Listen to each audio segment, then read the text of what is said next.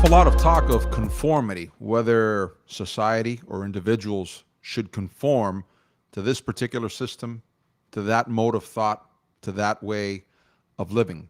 It's a question that Christians should frankly also ask themselves if conformity is necessary. I think the answer is pretty straightforward when one knows what the Bible has to say on the matter.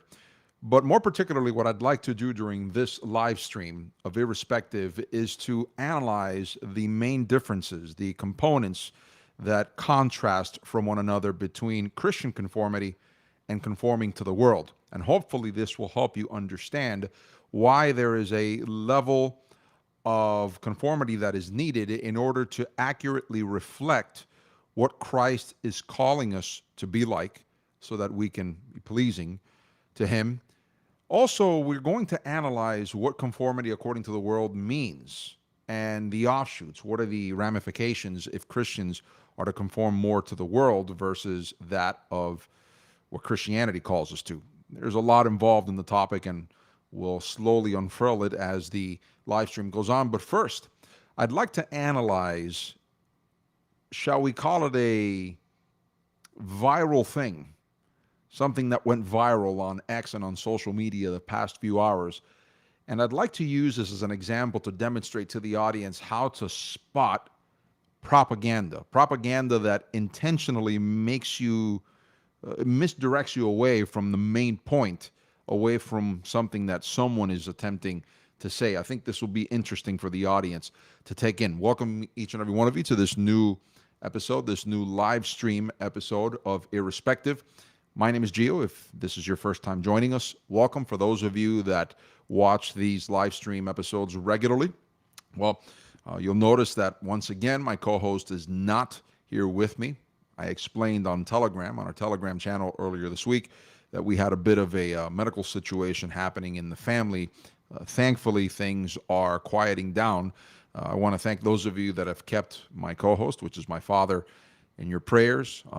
The medical interventions continue, but he's doing fine, and we continue to pray that things will turn out all right. Thank you for those of you that held him up and his health in your prayers, and also for reaching out to us, asking to see if we needed anything, if everything was okay. Thank you so much for your consideration and for holding up my father in your prayers.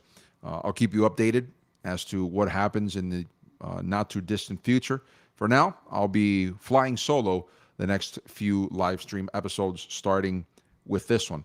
Allow me some time, as we usually do at the beginning of these live streams, some housekeeping. If you have not done so yet, please remember to hit the subscribe button, whether you're watching this on X, YouTube, or Rumble. If you're watching this on Rumble or YouTube, hit the notification bell to be alerted as to when we go live, which is consistently every Sunday at 10:30 a.m. Eastern Standard Time and Wednesdays at 8:30 p.m. Eastern Standard Time. Do not forget also to click on the thumbs up button.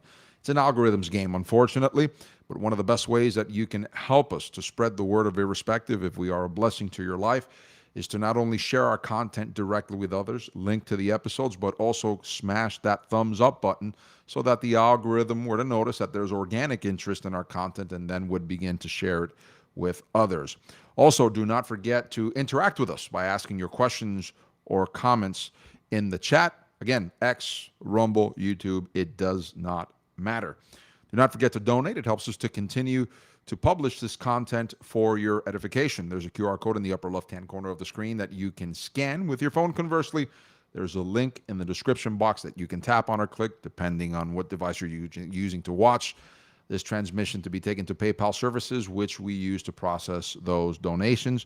Last but not least, do not forget to follow us on the socials. At Irrespective77 is our handle on X, and on TikTok, you can follow us there with the username at the Irrespective. Now, first and foremost, before I get into the theological topic that I have for the audience on this edition, and by the way, it will center somewhat around Romans 12:2, there was some discussions going back and forth on Tucker Carlson once again on X, because there was a viral post that was placed by the Tucker Carlson network. There are two separate accounts that mainly get most of the views pertaining to Tucker Carlson and his shows, or his show, his podcast. You have the Tucker Carlson account, and then you have the Tucker Carlson Network X account. Well, on the Tucker Carlson Network X account, they demonstrated this. And it's a chart demonstrating how Tucker Carlson's views have, in essence, been greatly amplified since his time on Fox News. You'll notice that the tweet says as follows: Tucker Carlson broke cable news ratings records at Fox, and today's he's reaching multiples of that audience independently at 56.8 million views per episode across social media and podcast platforms. And you can see the chart there. By the way, it's important to note that they make the distinction that these are collective views. It's not just through the website. That's going to play an important role in what I'm about to mention. Please remember that I'm using this as an example on how to spot propaganda. You always have to keep in mind what the substance of the claim is.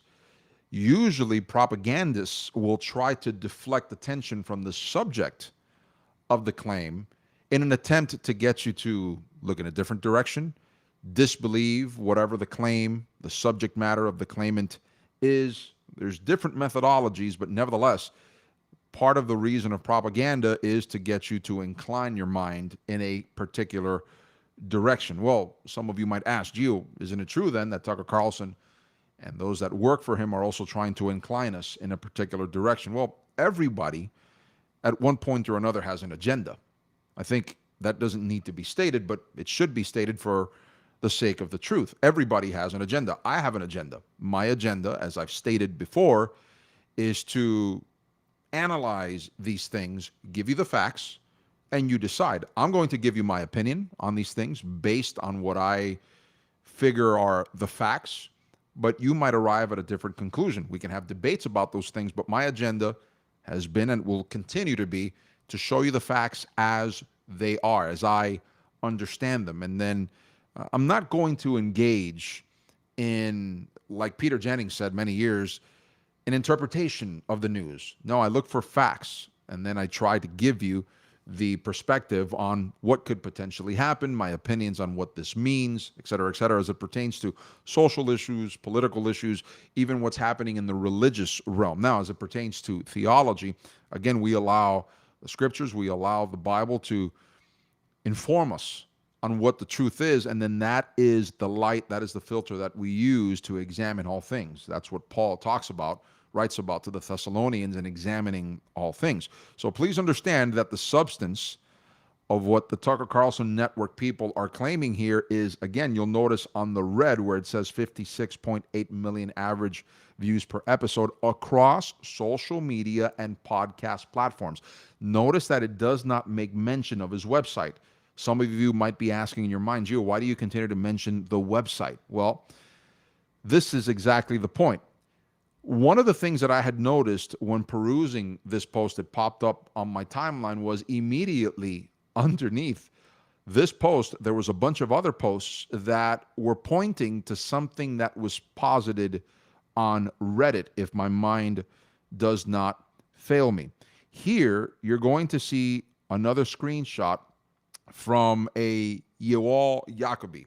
Some of you might be familiar if you peruse X frequently with this account. It's a very pro-Zionist, pro-Israeli account. Furthermore, there have been, this is what I would consider a propaganda account. This account dedicates itself to promoting Zionism, specifically to the United States, to Americans. If you peruse that account, you'll notice that that's exactly what it's about. So one of the issues that this person or the person that runs this account has taken with Tucker Carlson, his framing of things with respect to Israeli influence in American politics. We've talked about this before. You'll notice that the messaging here has everything to do with trying to discredit Tucker Carlson.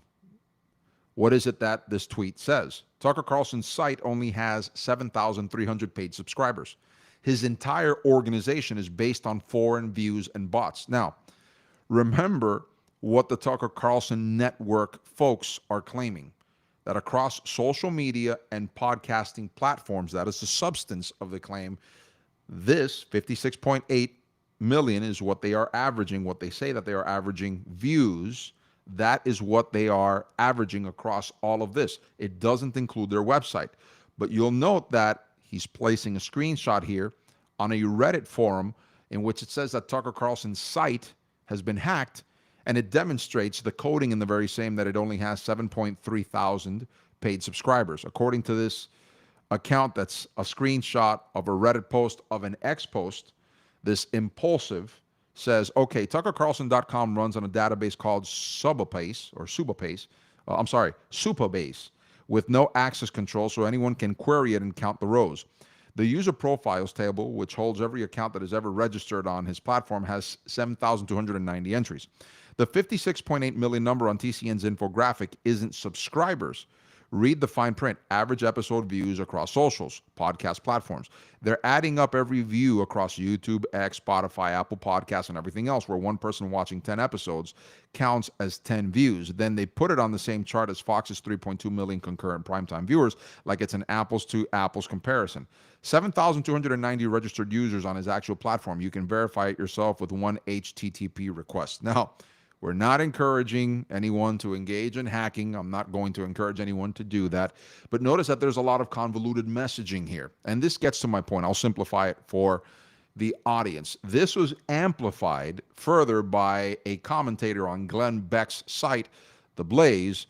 You might know him. His name is Steve, I think you pronounce his last name Deace. I've heard people pronounce it Deace. That's the way it seems spelled to me. But anyways, he also amplified this and had this to say about the matter. I asked Grok, which is X's in-house artificial intelligence, if the viral post claiming Tucker Carlson only has around 7,000 subscribers was legitimate or misconstruing those active at the moment for total subscribers. Grok says the post and its data are likely legitimate. Many, or I guess, I don't know if he was typing this up on his phone. Maybe he didn't check the spell check, and it says many explains why. Now, let me get to the gist of all this before this gets long-winded. You'll note that those whom were claiming this were bringing forth this number to try to undermine the claim from the Tucker Carlson network that he is that influential. That's what the war of words has been throughout the ensuing hours in which these things were posted between those whom are Tucker Carlson supporters and those whom are Tucker Carlson detractors. Allow me to say this also before I continue. I've said before, this is not an endorsement, an absolute endorsement of Tucker Carlson. And what I say by absolute, I mean everything that Tucker Carlson believes. The motto of Irrespective continues to be that irrespective of who says it, who advances it, we're going to analyze it. We've done the same thing with Tucker Carlson before. There are things that he says with which we disagree, and then we substantiate why we believe he's wrong based on biblical principles, on facts, what have you. But there are many instances in which Tucker Carlson will say something that is true, and we will substantiate that with biblical logic, with facts, et cetera, et cetera. So I think it's important that I establish that once again, because the public has a tendency to be either completely for someone to the point where they can idolize that person, and then they go to the other extreme where now they absolutely detest the person and they just won't listen at all to anything that they have to say. We are not followers of men. We attempt not to be followers of men. We try to listen to arguments. We try to listen to what people advance. And if what they advance is evil, that will be denounced. If what they advance is good, if what they propose is good, then it will be praised. That is the methodology that we follow here on Irrespective. That applies to Tucker Carlson. So I don't want anyone to think that because I'm going to defend what the Tucker Carlson network has put forth based on evidentiary fact, that suddenly this makes me, or Irrespective, an absolute endorser of everything that he has to say or do. That's not the case. You'll note that even the person that posted this original screenshot that was then posted on X, or X and then was reposted on Reddit and then reposted again on X. One has trouble keeping up with who reposts what. It's a lot of information moving through the interwebs at lightning speed, some will say. You'll note that there was a lot of convoluted information in that, but nevertheless, the intent becomes rather clear. You've got people whom are enemies of this man, whom are attempting to discredit his reach. You'll note that Yewal Yacobi account, and he wasn't the only one that was advancing this, was putting forth the claim that the majority of the views that Carlson gets on YouTube, on Rumble, on X, and through other platforms, including his website, are basically bots, because notice the amount of people that subscribe to his website. Well, hold on. You have to be able to prove that. Prove if, in fact, the vast majority of his views, if his impressions, all these metrics that are offered by YouTube, by X, by Facebook, what have you, if they are all paid bots. You need to be able to demonstrate that evidence. If you can't, then you can't go around saying that. But that isn't the purpose, is it? This is part of the reason that I'm bringing this forth. Think about it. Propaganda is spewed by propagandists because they couldn't care less about the truth. It's about establishing an idea in your mind. Again, I go back to what was stated by the Tucker Carlson Network folks. They're talking about collective views. By the way, some of you might be asking, well, Gio, but isn't that an unfortunately low number for a man who says he has this reach? Well, think about it. The vast majority of the content that is offered by the folks over at Tucker Carlson Network is free. It's not just posted on his website.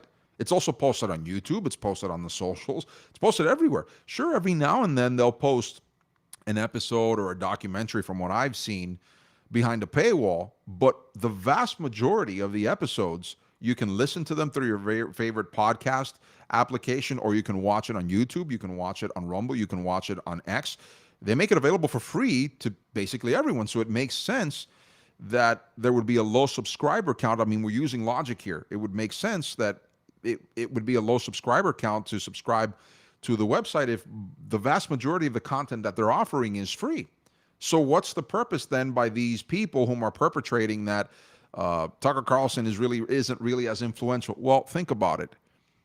Obviously, if Carlson, especially with his views, putting forth what he believes is foreign interference by Israel in our politics and the way that we run our affairs as a nation, et cetera, if that's making a mark in Americans' minds, then the people whom actually favor the opposite of what Carlson is saying, is denouncing, are going to want to try to sidetrack all of that. They're going to try to undermine your wanting to listen to what he has to say on the matter by having you focus on, well, look at what this guy is lying about. He's lying about his numbers, so why would you trust anything else he has to say? That's, in essence, the implication. Well, again, let me ask the audience a question. Does it follow, then, that necessarily, you know what, let me play a hypothetical here for the audience.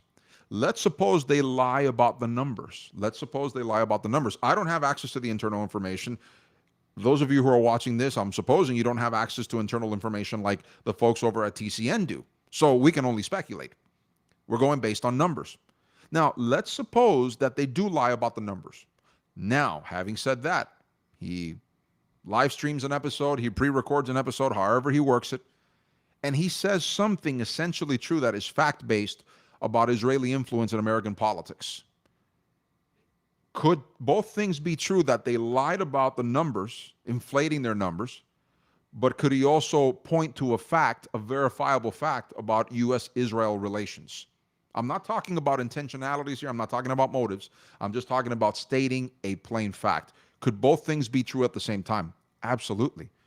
There is no contradiction there, because we're not necessarily talking about the morality or immorality of the situation just yet. We're just talking about the fact that they would have inflated the numbers on one end to show themselves as more influential than what they are.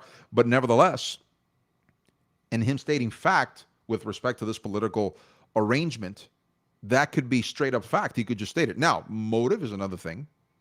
Agenda is another thing. I will grant that. But the essential point here is, I'm using this example to demonstrate to the audience that it's necessary to keep in mind that when these people are making certain claims, you have to ask yourself the question, why are they making these claims? What are the motives behind those that are making these claims? Whether it's Tucker Carlson, whether it's Steve Dees, whether it's this Yiwal Jacoby character, whomever it is, myself, question it. Ask yourself, try to trim it down to the most basic, if you think about it, try to trim down that logic to see what is consistent. If it holds then to logical consistency, then you're onto something. But if you notice that there's a misdirection, if there's an attempt to get you to look away from the substantive claim towards something that isn't the substantive claim, now you know you're dealing with someone whom either can't stay on topic, or worst case scenario, you're dealing with an individual who has bad intentions, who has ill intent. So I bring this forth as an example to demonstrate to the audience that, especially in the age of social media, if it was true in the network news era, which is still around, it's true, it holds true whether it's an independent content maker through X, Facebook, YouTube. You don't know their connections. In many instances, they're not going to reveal them to you. What are the motives in their hearts, in their heads? All these things have to be examined. This is why I go back to what I said earlier about Paul with respect to examining all things. Not only is it sound advice, I believe it's a commandment. If God gave us minds, and he tells us that our minds must be renewed so that we don't think in a secular way anymore, but we have a Christian way of thinking, then that should inform the way that we process all of this information. And at the end of the day, it helps us to understand where the truth lies so that we won't be manipulated by bad actors. Now, having offered that commentary on that matter, I would like to take the audience quickly to Romans chapter 12. These are texts that you've probably read them frequently and have been read in church. But it's on the issue of conformity. Romans 12 verse 1 and on. I beseech you, therefore, I'm reading from the New King James Version. I beseech you, therefore, brethren, by the mercies of God, that you present your bodies a living sacrifice, wholly acceptable to God, which is your reasonable service. The term there, reasonable, as I've stated before, as we've studied before, is logical. It's the logical service. And do not be conformed to the world, but be transformed by the renewing of your mind, that you may prove what is the good and acceptable and perfect will of God. There's a lot to say on those three items that are mentioned in the ending of verse number 2. But the word that I'd like to focus on is on the word conformed, conformity. There's a lot said about conformity. We hear preachers all the time talking about, do not be conformed to this world, do not be conformed to this world, do not be conformed to this world. I think most people understand inherently that when we're talking about conformity, we're talking about being shaped by, to be molded in the shape of whatever it is that the subject matter is. Whether it be the worldly thought process, whether it be the Christian thought process, which obviously are at odds with each other. The text lets us know that that is the way that it is. That's the way that the Christian ethic will present it. But there's an outstanding question here that we need to ask, a more profound question. How much conformity is necessary? Now, I know Christians will intuitively, some will say, or just react immediately and state completely. We have to be completely conforming to what the Bible tells us. But curiously enough, I find that a lot of the people whom will affirm this, that they themselves don't demonstrate this conformity, this absolute 100% conformity to what the Bible calls or demonstrates that the Christian walk should be. So is this an issue of hypocrisy? Is this an issue of people holding out certain things on God, so to speak, toward the Christian ethic, on wanting to embrace certain behaviors and attitudes and ideas that come from the world, whilst picking and choosing what parts of the Christian ethic they're going to hold to? The Bible would call that necessarily being spiritually lukewarm. Furthermore, spiritual adultery, as James mentions in his only letter in the New Testament. Furthermore, there's another question that needs to be asked. When this conformity is demanded, is commanded upon Christians, what does that conformity look like? Because you've got so many different groups of people claiming to say that they're Christians and having the best angle on it. What angle of Christianity are you going to conform to? Is that angle biblically accurate, or is it a mere interpretation of man that is more informed by secular ideas than it is by biblical ideas? When you begin to ask these questions, it becomes more complicated. Suddenly, There are those who would balk at considering this further because they're thinking this is getting overly complicated and my mental bandwidth is not enough to handle this. And I would say that that's not the case. You just have to give a little bit of mental bandwidth to this to understand what is necessary. But there's another angle that I'd also like to look at this for the rest of this episode, and it is as follows. With respect to conformity, is it necessarily a good thing or a bad thing? Because I hear Christians constantly saying, well, conformity is a bad thing. But yet you have read with me that Romans says that we need to be conformed. So let's start there. Is conformity a bad thing? No, conformity is, I guess, a natural process. That's the way that I would describe it. When your parents are molding you, they're teaching you, they're educating you, they are correcting you, are they not molding you into something? When there is a certain social etiquette that the society in which you live in, the civilization that you live in, the culture that you live in, expects from the adherents of the very same, are you not being molded? Are you not being shaped in that direction, molded to that mold? Yes. So we're just observing, as it were, a natural thing that happens. The question now, because now we get into the morality, the moral aspect of it is that molding, is that conformity, is it right or is it wrong? So you have to look at the level of hierarchy here. So we understand from the very top or bottom, however you want to see it, foundationally, conformity is something that is built into the world. I mean, from the very beginning, we see this in Genesis. God created man in his own image and likeness. There is a conformity there. There is a molding there. There is a shaping there. Philosophically speaking, it's consistent. But sin enters into the world, and now there are two competing systems, if you'd like to call them that. The worldly system versus what God has instituted from creation. So they're two competing against each other. And there is this back and forth that Paul talks about in Romans where we want to do the right things, but we don't. And we end up doing the wrong things, the things that we wish not to do, we end up doing. And Paul talks about this give and take in the spirit, this pull and tug between the spirit and the flesh. Ultimately, we arrive at Romans 12:2, where Paul himself is stating that, and he says, I beseech you. He's asking you. Therefore, brethren, by the mercies of God, that you present your bodies as a living sacrifice, holy, acceptable to God, which is your logical, your reasonable service. And do not be conformed to this world. So he's telling you there is a line, there is a trajectory, there is a path that leads you to be conformed to this world. Don't take that path. Jesus talks about this before Paul mentions it. Jesus talks about the two paths, the wide, spacious, ample path, and that leads to perdition. And he also talks about this narrow, difficult path, but those that walk it, they will enter into eternal life. So again, you have a contrast there, a comparison and a contrast. Do not be conformed to this world, but be transformed by the renewing of your mind. So there's this alternate pathway, meaning the Christian thought process, the Christian ethic, which we are to submit to, contrary to the worldly thinking, that you may prove what is good and acceptable and the perfect will of God. Once you answer that secondary question about which path you should take, which path you should be conformed to, then there is this third one, and this is where I think a lot of Christians end up struggling. And rightfully so.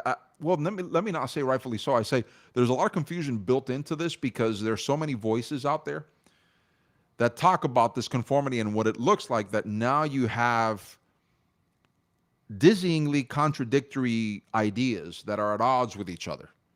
And this is why you see such a differentiation in one group that will call themselves Christian and another group that will call themselves equally Christian, but they act differently, they speak differently. You ask yourself, if Christianity is this singular faith, Paul himself says, one faith, one baptism, one Lord, right? Why are there so many different, seemingly different manifestations of the thing that should be the same? Well, therein lies what I wanted to get at the heart at. What image of Christianity, if I could use that phrase, if the audience will allow me to entertain that phrase, what image of Christianity are you supposed to be conformed to? That is the essential question. The simple answer would be you always have to check back with what the New Testament is telling you a Christian should look like. You look at the person and work of Christ as the baseline by which you judge all things. And then if you see that what you are being told necessarily contradicts the plain explanation of what Jesus says, what he acts, then you know that that demand for conformity to that version of Christianity is illegitimate. That is the simplest explanation that I can give, because this is something that Christians have a tendency to struggle with. They say, boy, I noticed that this is what my local church, the pressures that are being exerted upon me by the local church, by the congregants, et cetera, et cetera. But then I read the scripture and I notice something completely different. Again, a plain reading, plain understanding of the scripture. Why is it that they are putting these pressures on me, but I notice that, I'll give you one example. I had a debate, a back and forth, a lengthy debate with an individual many years ago whom said that drum beats, for example, are a non-Christian thing. Well, been a drummer for the longest time, or I used to play, and I always found it interesting, and I said, give me the evidence to demonstrate to me that playing drums, a drum beat in and of itself is an essentially satanic thing. And he started sending me different articles, and frankly was dizzying, and I said, none of this actually demonstrates in any way, shape, or form, because the evidence wasn't there, that it was inherently satanic. But his version of Christianity says drums cannot be played for the purposes of worship, of music making, et cetera, because it's offensive to God somehow. I had to drop that, because that argument, that debate, because it was going nowhere. But I checked back, and when I look at what the scriptures teaches, I notice that one of the things that appears in the Old Testament, for example, David, he was a creator of instruments. Not just stringed instruments, but there were percussive instruments also in David's day and age, as a man who was a musician, and he created instruments, percussive instruments. So where is this guy getting off on saying, and others like him, they're a minority, I get that, but the argument, the substance of the argument is that is essentially satanic and we should not be using this. Now, if you were to tell me the Christian music industry is looking to emulate whatever happens in the secular music industry because they're both likewise looking for money, so therefore they're going to go for the path of least resistance and look for a cookie cutter thing so as to sell more, I would tell you, oh, absolutely, that's an unabashed fact. That is true. But as it pertains to the drum beat itself, I'm just using an example with respect to conformity. He's wanting me to conform to his image, what he thinks holiness looks like. And I'm thinking that doesn't conform to what I read in the Bible. But this is something that Christians struggle with. I'm just using my example, the debate that I had with this individual, to demonstrate the pressures that are put upon many Christians, and it's been like that for the longest time, to conform to this image. And suddenly you get to a point where now you're conforming to an image that doesn't actually conform to the sincere faith that Paul talks about. And now what you have is more window dressing, an insincere faith that's more based on looks and feel, if that makes any sense, than on sincere faith. Intellectual assent, sincere assent from the soul toward God, toward truth, toward Christ. We're talking about two completely different things here. It's the end result is church is more of a social club around Jesus than it is a sincere faith. So when we're talking about conformity, folks, with respect to Christianity, make sure that you always check back with whatever the claims are. Check back to see if you see this in the historical record with Christ, what he said, what he commanded, his example. Read what Paul has to say on these things. Another example is eating. I remember having that debate with another person who said, no. You have to remember that there are those that you can't eat certain things around them because they're a weak-minded brother. Paul mentions this. Well, Paul also, the Bible is widespread in this day and age. If you think about it, it wasn't like it was back then. Pretty much anybody can have this knowledge, and you can readily teach a person this matter. So this issue of tiptoeing with one's actions based on a neophyte, one has to think about that more, if it's truly a person who's a neophyte or is a person who's just holding to religious rites because in their minds that's the way that they think that true Christianity is. It's not about sincere faith, but more about keeping religious rites like it is in Catholicism or whatnot. I know this topic can get a little long in the weeds, but nevertheless, the essential idea here is be careful with those that are asking you to conform to a certain image. Always check back, both topics that we talked about today. Always check back with the source material, with the substance of the claim. and check back to see if it engages with fact. If it doesn't engage with respect to conformity, if it doesn't engage, if it doesn't submit itself to what Christ himself teaches, his example, with what the New Testament teaches is the Christian ethic, then you can discard it and go about your merry way. Same thing with the first example that we gave with the issue of the Tucker Carlson. Be very, the claims. Be very careful with the claims, because there are those who are trying to tilt your mind in a particular direction. Episode, when you think about it, this live stream has been really all about conformity.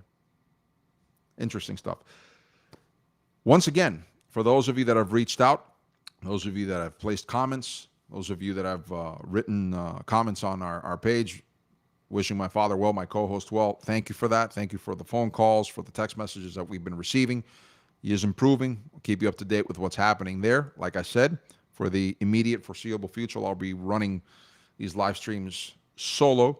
But I want to thank you if you stuck around also for the entirety of the episode. Thank you for doing that. A couple of reminders before I sign off.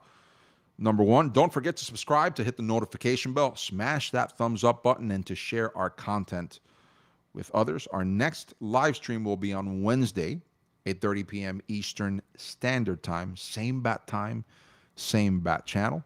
Lastly, don't forget to donate. It helps us to continue to put out this content for your edification.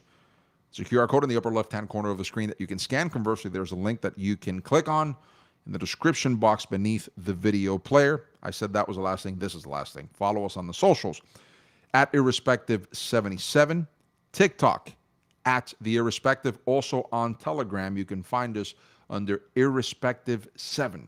That is the username. I have to put that up for the next live stream so people can start following us there. That's all the time we have left for this edition. I want to thank you so much for watching. Until the next occasion that we gather, Godspeed.